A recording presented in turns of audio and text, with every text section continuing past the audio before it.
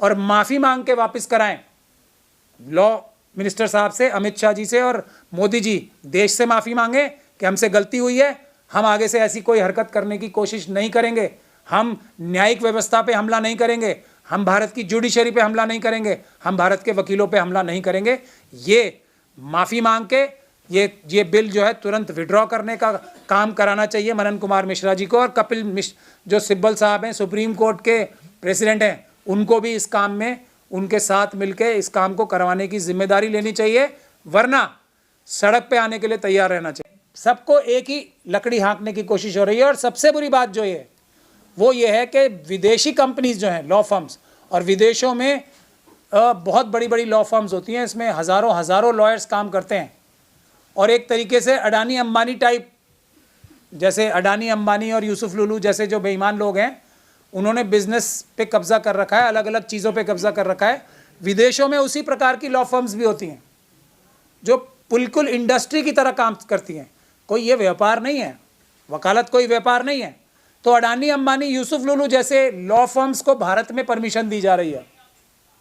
अब मैं ये पूछना चाहता हूँ कि क्या हमारे यहाँ के जो वकील हैं वो भी वहाँ जाके ऐसे प्रैक्टिस कर सकेंगे बाहर? नहीं, पहली बात। दूसरी बात ये कि बाहर के वकील आके अगर यहाँ कोई गड़बड़ी करते हैं तो क्या वहाँ के लोगों के लाइसेंस हम कैंसिल कर सकते हैं? हमारे यहाँ देश के अंदर जो बार काउंसिल ऑफ इंडिया के अंडर काम करने वाले वकील हैं उनके खिलाफ तो हम डिसिप्लिनरी कार्रवाई कर सकते हैं, लेकिन विदेशी लॉयर्स के खिलाफ क्या कार्रवाई कर सकते हैं? तो और उससे भी बड़ी बात यह है कि विदेशी लोगों को बिना रेसिप्रोकल अरेंजमेंट्स के, जैसे हम यहाँ प्रैक्टिस कर रहे हैं तो हमें अमेरिका में भी प्रैक्टिस करने का अधिकार होना चाहिए। ऐसा तो नहीं है।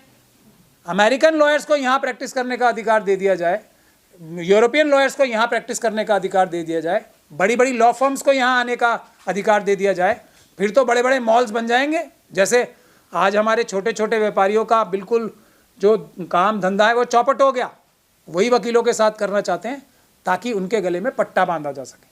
ये हमें मंजूर नहीं है। फिर बार एसोसिएशन का जो है उसमें भी बंदिश बांध रहे हैं कि अगर हम एक जगह से, आज क्या है पूरे देश में जाके वकील प्रैक्टिस कर सकते हैं, किसी भी देश के हिस्से में जाके, तो उस पर भी बंदिश लगाई जा रही है कि आप अगर अपनी लोकेशन या फील्ड भी चेंज करेंगे। और भाई वकील की क्या फील्ड होती है?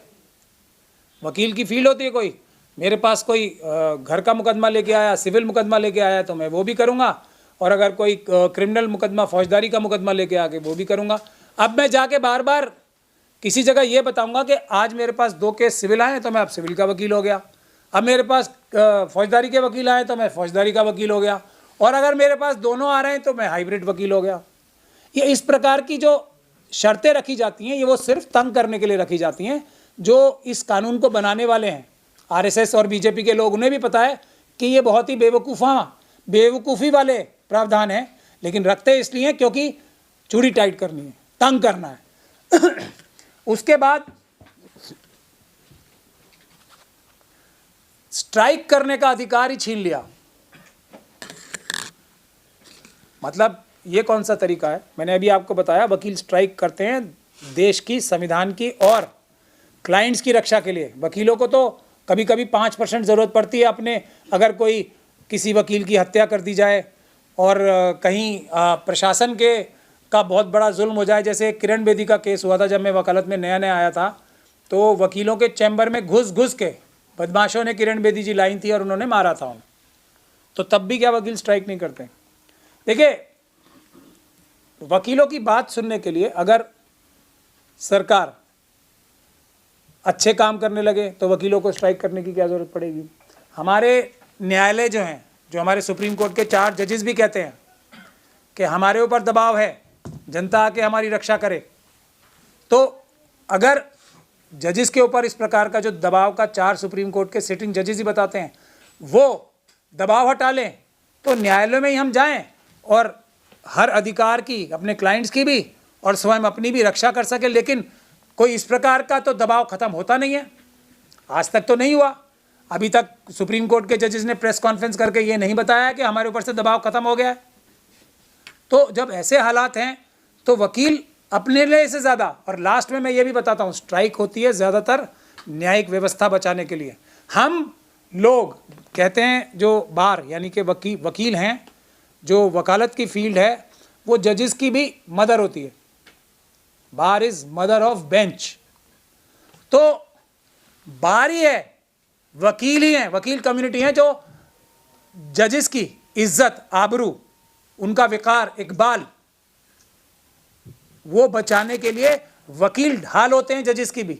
ये वकीलों के ऊपर हमला जो अब है ना, इसका डायरेक्ट असर, अगला असर जजेस के ऊपर होने वाला है। अभी शायद हमारे जुडिशरी के लोग इस बात को नहीं समझेंगे, लेकिन जो समझदार हैं वो इस बात को समझेंगे। और हमारा ये कहना है कि इसमें सभी लोगों को कोऑपरेट करना चाहिए, जुडिशरी को भी कोऑपरेट करना चाहिए हमारे साथ। हम अपनी लड़ाई नहीं लड़ रहे हैं। अगर वकीलों की दीवार, संविधान कानून की, इंसाफ बराबरी की रक्षा करने वाली गिरेगी, तो उसका अगला नंबर, सबसे पहला नंबर जजेस का आएगा। ये बात समझ लेनी चाहिए। तो मुझे बड़ी खुशी है कि दिल्ली के लॉयर्स ने, और अब तो पूरे देश से खबर आ रही है, दिल्ली के जो डिस्ट्रिक्ट कोर्ट्स के लॉयर हैं, और मैं गुजारिश करूंगा कपिल सिब्बल साहब से भी, वो तो यही वादा करके हमारे सुप्रीम कोर्ट के प्रेसिडेंट का इलेक्शन भी लड़े थे, लेकिन उनका भी कोई बयान अभी तक मुझे नज़र नहीं आया है। वो अपना पॉडकास्ट करने में ही व्यस्त हैं। तो उनसे भी मैं गुजारिश करूंगा कि वो आएँ, ये ज़रूरत है, सड़कों पे हमारे साथ आएँ।